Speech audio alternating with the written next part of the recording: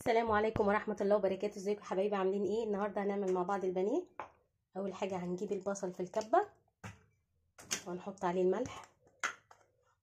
بسم الله الرحمن الرحيم.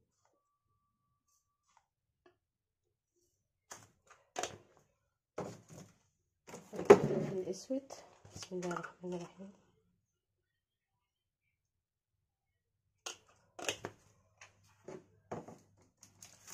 والبهارات. بسم الله الرحمن الرحيم.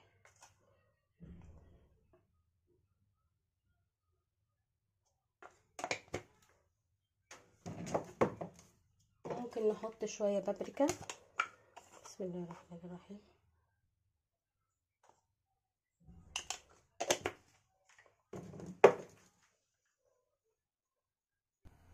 ومعانا معلقة كبيرة خل. بسم الله الرحمن الرحيم. وهنضرب كل ده في الكبة لحد ما ينعم خالص. بسم الله الرحمن الرحيم.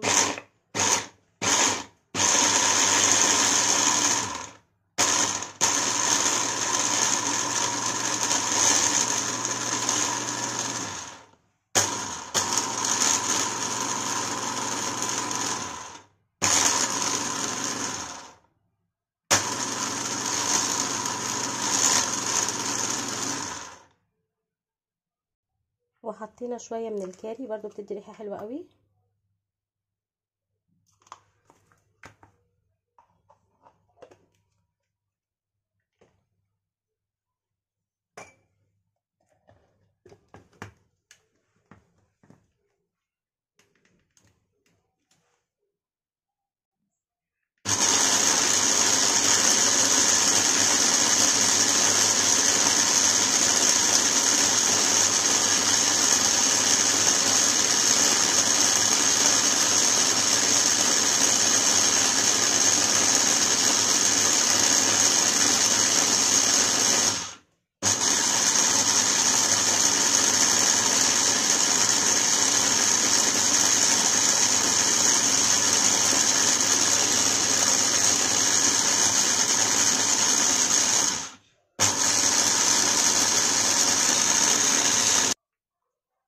وهنفضي التتبيله على البانيه.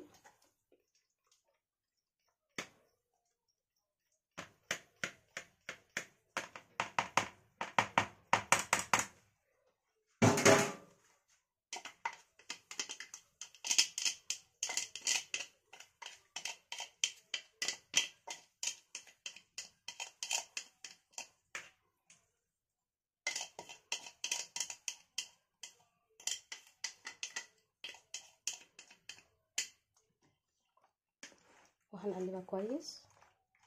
احنا هنعملها النهارده من غير بيض نظرا طبعا للظروف الاقتصاديه، وعشان برضو لو حد عنده برد او حاجه ومش بيحب البيض فعادي هي هتنفع معانا وهتتقلي وهتبقى كويسه جدا.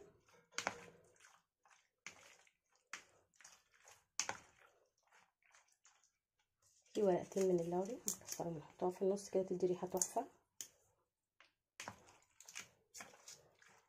احنا هنبيتها في التتبيله من بالليل للصبح لو ما عندناش وقت، يعني اقل حاجه تحط ساعتين في التلاجة عشان تبقى ريحتها حلوه وتشرب من التتبيله كويس. احنا هنغطيها ونحطها في التلاجة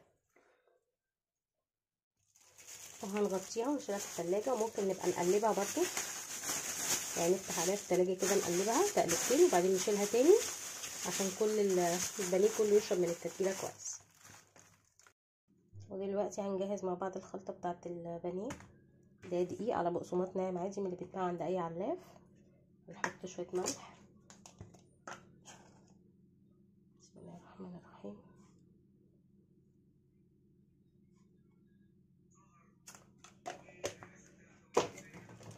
نحط فلفل اسمر.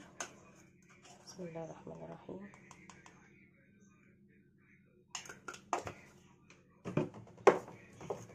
وبابريكا. بسم الله الرحمن الرحيم. البهارات طبعا اهم حاجه. بسم الله الرحمن الرحيم.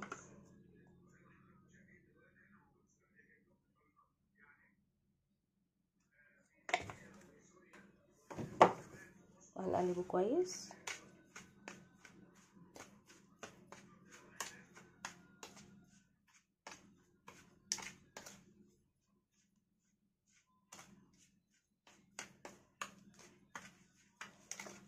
انا الصراحه جربت الخلطه ديت احلى من الفيجيتار، بتعجبني اكتر من الفيجيتار الصراحه.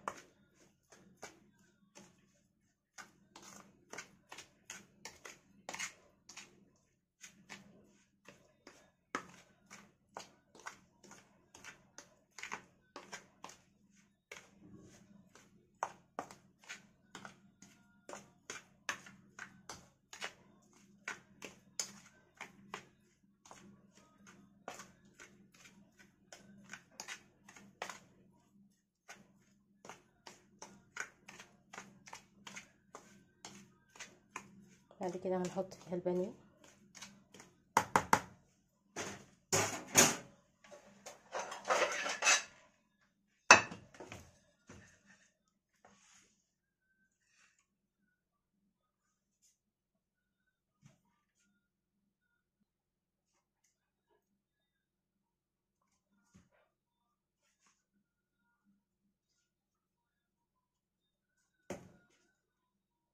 بصوا احنا عاملينه من غير بيض، والبقسماط مسك عليه هو عادي. نضغط عليه كويس كده.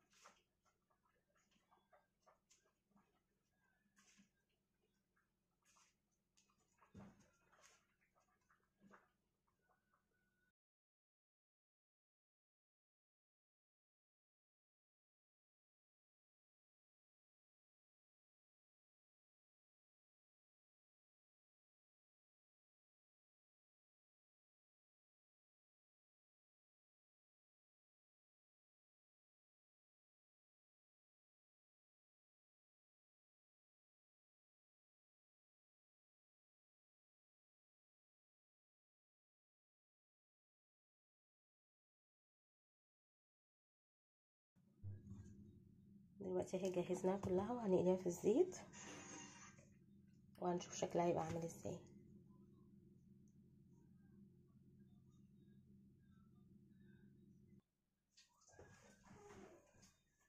دلوقتي اهو حمرنا البانيه من غير ما التتبيله تقع من عليها، هي حلوه وطريه جدا.